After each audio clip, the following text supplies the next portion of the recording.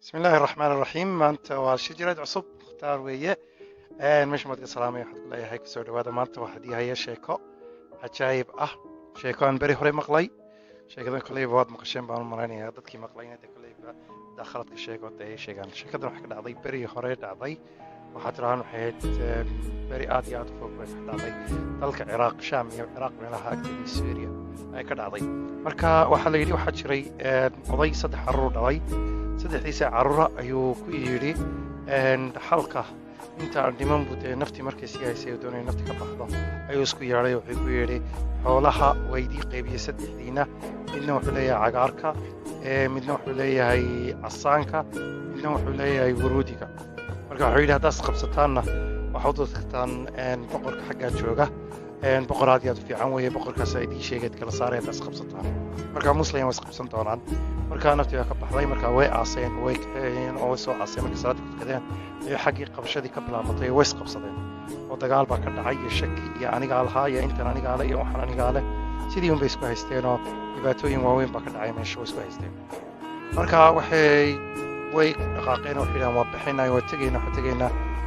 boqorkii baa u tegaynaa marka intay sii socdeen saddexdii walaale ayaa bilaabay mid walba intuu arkay buu yidhi hashii wuxuu yidhi hasha meesha martay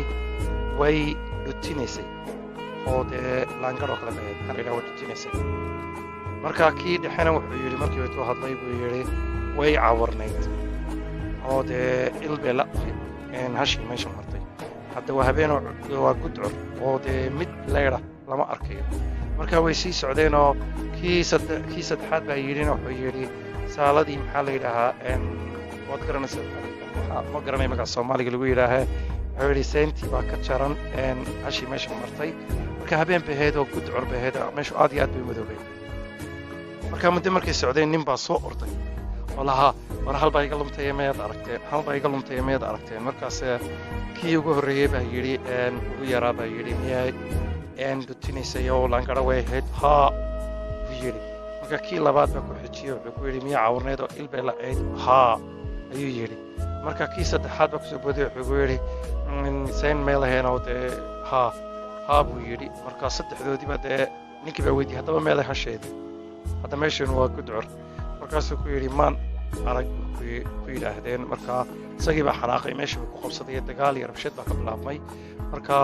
askari meesha joogay oo berigaa dee u shaqaynaya boqorkaa meesha joogay marka uu kala qabtay wuxuu yidhi maxaad isku qabsateen marka dee uu sheegay ninkii wuxuu yidhi dadkan waa tuug hashadii baa arkeen hadda iga lumtay muddo ka hor ba iga lumtay marka way ii tilmaameen tilmaamtaasna cidima ogaan karto marka sidaa waa tuug marka inamadii waxba mu weydiino u kaxeeyey wuxuu yidhi boqorkeedii keenay boqorkii baa loo geeyey boqorkii markii loo geeyey ee meeshii soo istaageen boqorkii baa weydiiyey wuxuu yidhi waryaareen haa maxaad meesha maxaad isku haysataano marka waa loo sheegay waa 1 2 3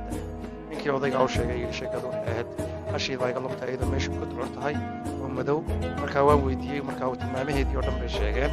tilmaamihiina wuu sheegay wuxuu yidhi way cawarnayd oo dee way dhutinaysay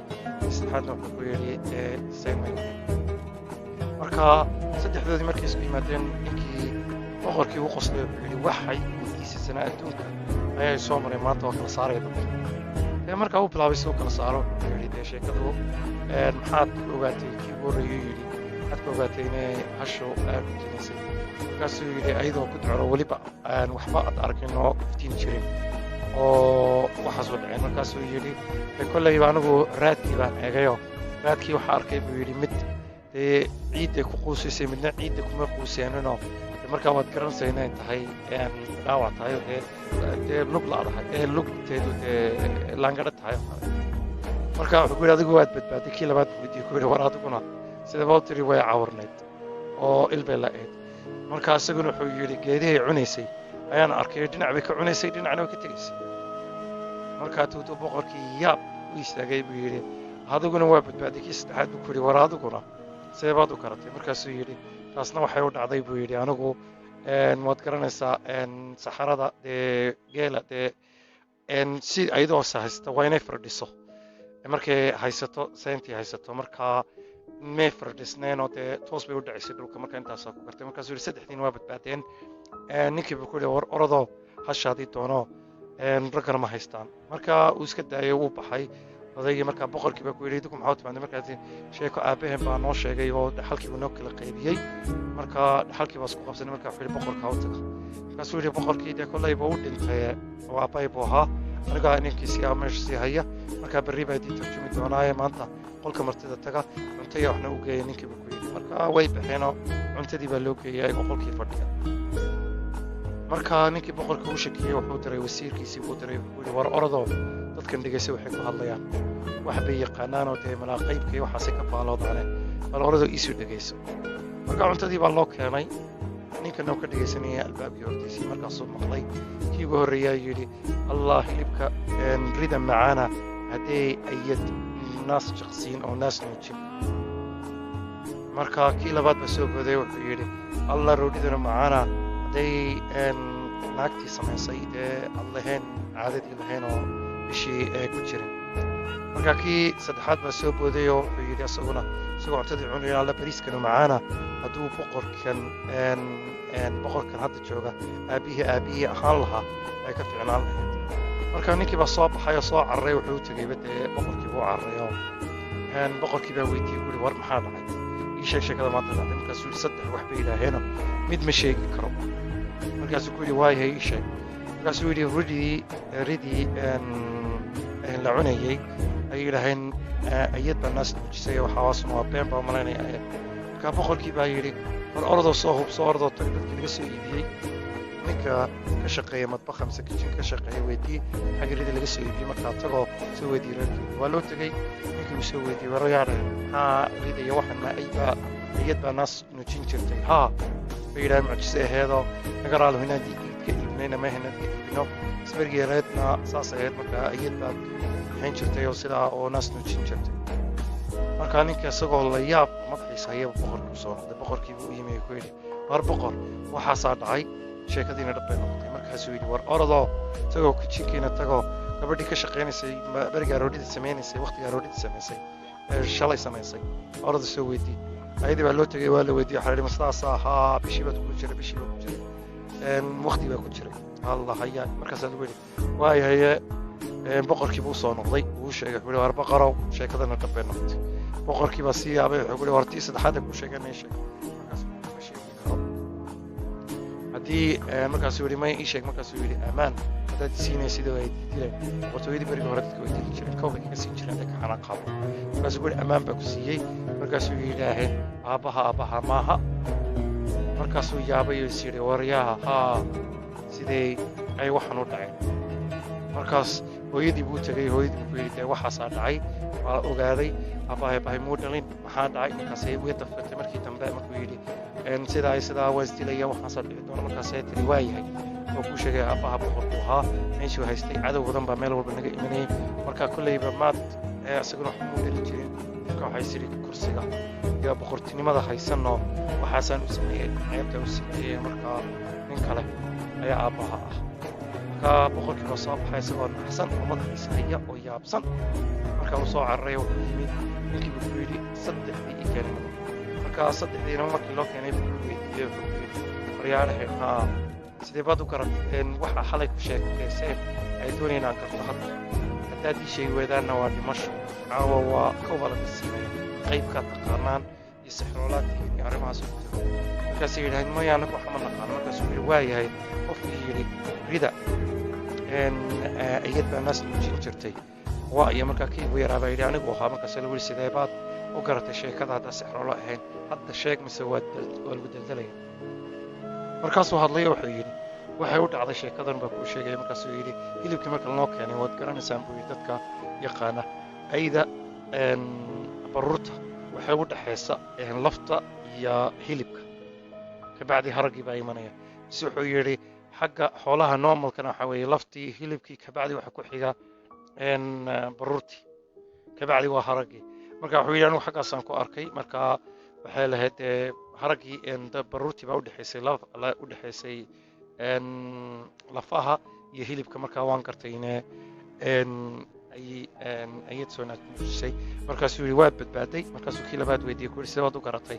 naagtii roodhida sumaysanee bishii ku jirtay maxaa la yidhaahaa markaa dee wuu sheegay wuxuu ku yidhi horta ma boqor waxaa joognaa qasarkii boqorkaa joognaa marka cuntadiisina si wacan loo sameeya mar walba weeye ma dhici karto inuu khalad ka dhaco markaa dee waan gartay waxaysi kolley gabadha professional wax baa dedejinayay garooridiina saa ugu batay soo noqotay markaasuu yidhi adna waa badbaaday markaasuu yidhi ma adiga yidhi aabbahay muy dhalay oo aabbahay maaha markaasuu yidhi hay kuli sidee baad u ogaatay markaasuu yidhi waxaad noo soo dirtay askarina dhegaysta oona dhegdhegeeya markaa dhaqankaasna waxaa leh dadka xaaraanka leh markaasuu ku yidhi adiguna waa badbaaday markaa waxba maaha buu ku yidhi waayo iska sii socda buu yidhi marka wuxuu yidhi maxaad u timaadeen meesha hadda ii sheega markaasay u sheegeena waxay ku yidhaaheen waxaa u nimi dhaxalkii markaasuu yidhi dhaxalkii abiisi mid buu qaybiyey markaasuu yidhi midna wuxuu ku yidhi waxaad leedahay cagaarka midna wuxuu ku yidhi waxaad leedahay casaanka midna wuxuu ku yidhi waxaad leedahay welidiga siyaloo markaasuu ku yidhi mataasaad garan wadiid idinkoo waxaas oo dhan soo gartay oo cilmigaas oo dhan haysta inaad garan wadiid idinhaaya markaasuu ku yidhi horta waxaa idii sheegaya casaanku waxa weeye xoolaha waxa dhiig leba oo dee geela fardo ari iyo wax doonaya noqdaan buu yidhi waxaas oo dhan waxaa la ninka cagaarka weli casaanka leh waxaa la yidhi cagaarkuna waxaa leh waxa beero oo dhan iyo dhul iyo waxaas oo dhan dee waxaa leh qofkaasaa leh marka wuxuu ku yidhi ka saddexaadna wuxuu ugu daray wuxuu ku yidhi waxaa qofka guudka lehna waxaa weeye dahab iyo lacag iyo waxaas oo dhan waxaa leh ninkaasaa leh marka saddexdoodii saasuu ku qaybiyey marka xikmadda ka qaadanayno sheekadan waxaa weeye kolleyba wax walba cilmi qayb dadkana may ogeen inimadana may ogeen bas waxaana waa maskaxda bini aadamka meel walbay gaari kartaa wax waa heli kartaa dad badan baa jira ka fakeraya wuu soo saaraya second ku soo saaraya wixii dhacayba hadaa la yidhaa saasay u dhacday sheekadu saasay u dhacday marka maskaxda bini aadamka inaa aad loo isticmaalo weeye haddaan aad iyo aad u isticmaalno si wacan u isticmaalno arrimo badan baa ka ogaan karnaa bas dee inta badan bini aadamku ma isticmaalaan maskaxdooda hadday ka fakeraan waxaad arkaysaa qof su-aal kula soo booday markaad weydiisay tirahayd waxaasaa sheekada u dhacday markiiba kula soo booday oo kuleh yaa